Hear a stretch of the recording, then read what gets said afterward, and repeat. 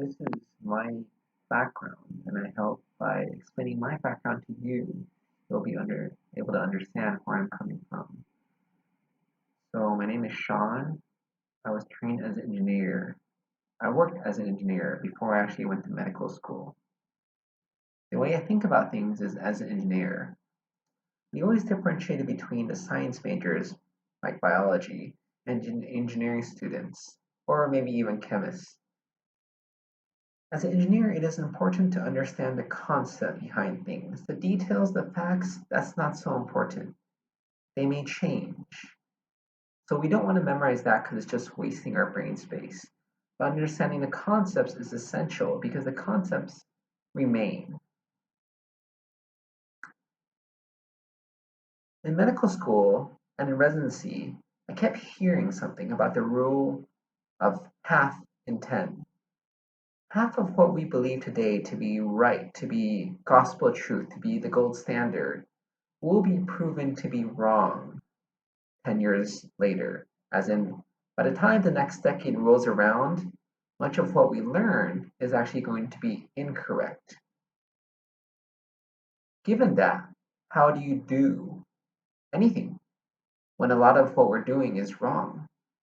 And that's where the principles come into play. Principles like causality. That's a principle that we all believe in.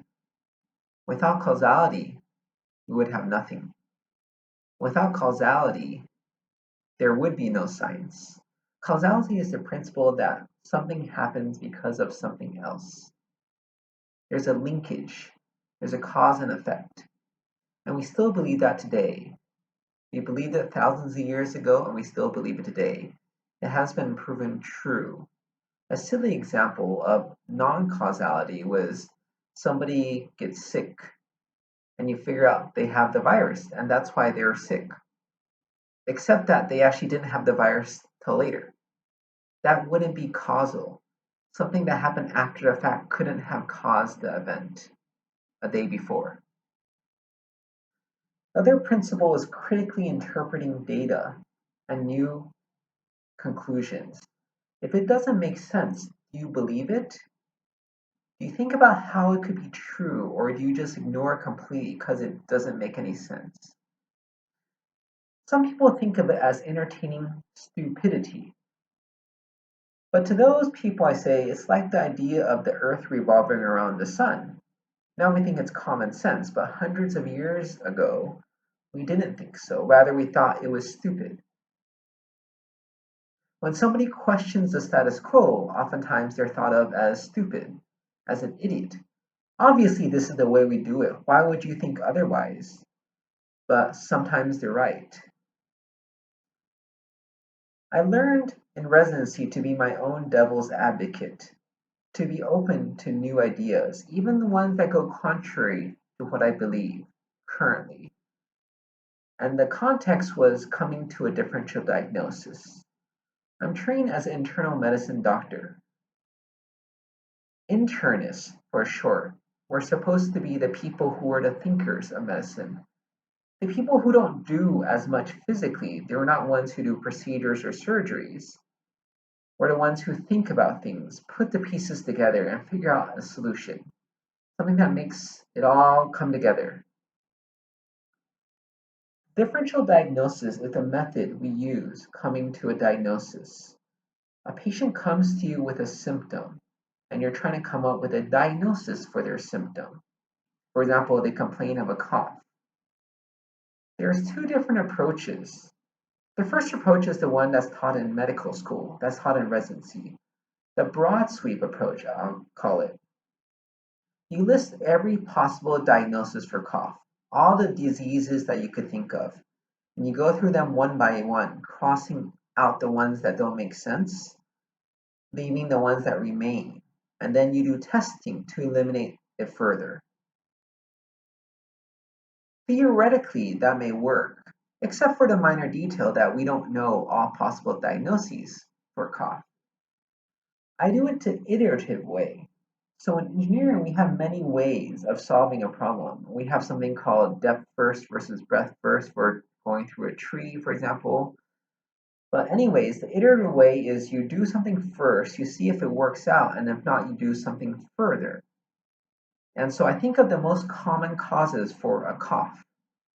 For me, that's just what pops into my head. If it pops into my head, it must be common. I look to see if it fits the pattern, or if it doesn't fit. If there's red flags, something atypical about it, something just fishy about this, then you dig further, you do more testing. If it doesn't fit any of the common things, then you think of less common things. You may have to do some research to figure things out. A lot of information is available online, and there's no harm to doing that, to searching. It's what we do in engineering all the time, open book tests. Because the point is not to memorize these silly things you can look up so easily, especially with the internet nowadays. Let me give you an example of this theory, of this approach. So a patient came in, and the complaint was he was short of breath. And so my intern presents to me all the information. Or she thinks she's presenting all the relevant information. So she says, yeah, he's this, middle-aged man. He's saying he's short of breath. His oxygen's a little bit low. We did a chest x-ray. It looks, the radiologist read it as having a pneumonia. So I think he has a normal pneumonia, which we call community-acquired pneumonia. The other type we usually call a hospital or healthcare associated. So he is from the community, hasn't been exposed to any healthcare settings recently. So we call community-acquired pneumonia, or CAP for short. So I looked through the data, and I looked through it already before she comes and talks to me, and I noticed something was very fishy. When I looked at the x-ray, it didn't look like a classical pneumonia. It was very strange, and he was young. He was in his late 40s, and he shouldn't be that sick from just a normal pneumonia, because he's otherwise healthy. So you look at these things, and you think of what's common. And the thing is, when things pop up that are weird, that are atypical, you have to pay attention to them. These signs. And sometimes you have to investigate further. And so I was wondering if there's something weird about this guy. So I talked to the intern, hey, did you look at the x-ray? She said, no, I just read the radiologist report. I said, that's fine. We don't always have time to look at the x-ray. Let's look at it together. Do you see much? For pneumonia, we usually consider pneumonia, bacterial pneumonia, that is. There's viral pneumonias, but bacterial pneumonia, we see a clump. We call consolidation on the x-ray, a big lump somewhere of white.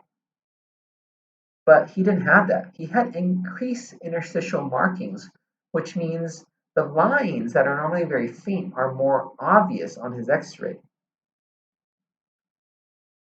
And I asked her, so is he short of breath? And he said, yeah, he's pretty short of breath, just with a little activity, which also is sort of weird, right? He's okay just sitting there, but he's very short of breath with little activity.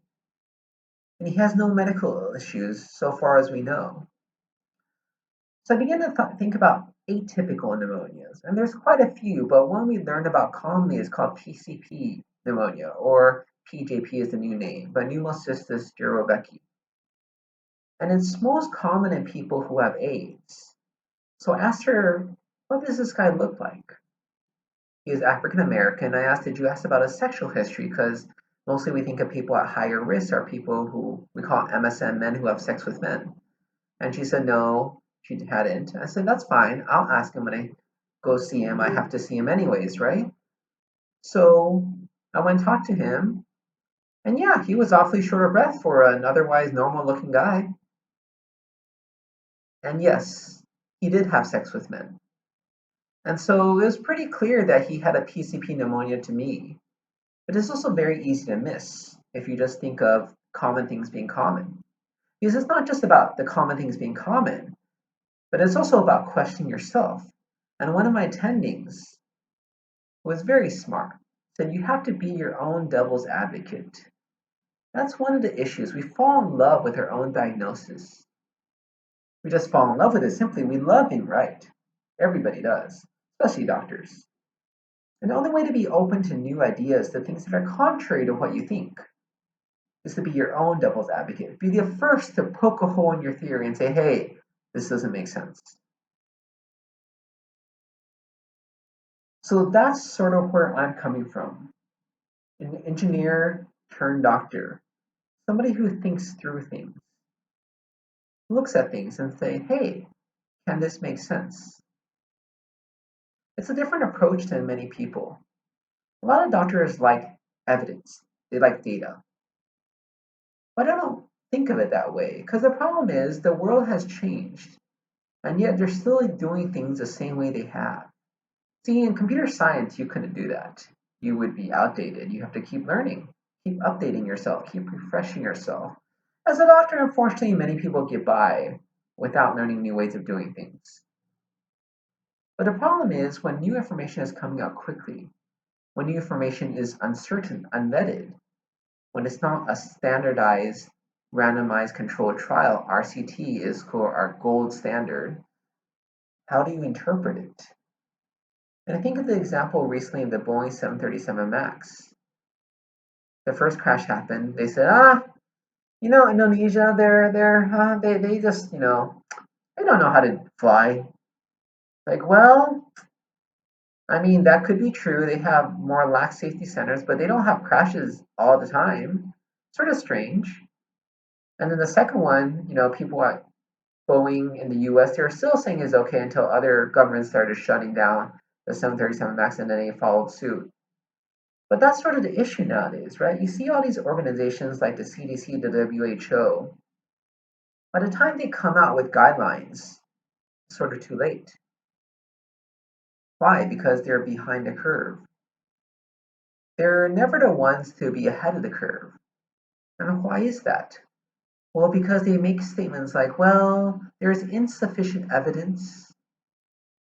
Yes, I agree there's insufficient evidence. There's insufficient evidence to publish this in a textbook. But what about practical suggestions for reality? I don't know what their answer to that is, right? I remember attending a Mayo conference. It was about cardiology, about the heart. And one of the lecturers there was an expert. He was on all the committees and stuff. And so he was talking about standard of care. And he said, you want to do standard of care? Well, let me tell you what standard of care means. Standard of care means putting your brain and not thinking about anything. And I agree. Standard of care is delayed. It just has to be that way. By the time you get all this data together, it's been years, literally. My friend is an oncologist, and she doesn't do standard of care. She's doing clinical trials left and right. They're pushing the boundaries of what we can do. And their organization recommends every cancer patient to be enrolled in a clinical trial. Because you want standard of care, I mean, if you want the way they treated you in the Stone Ages, sure, that's fine. But don't you want the newest and the best? So we're going to start on this journey of talking about medicine, medical care. The coronavirus for nowadays is what people focus on. And I'll come up with some talks about how I view the data coming out about the coronavirus and some possibilities that maybe other people don't mention.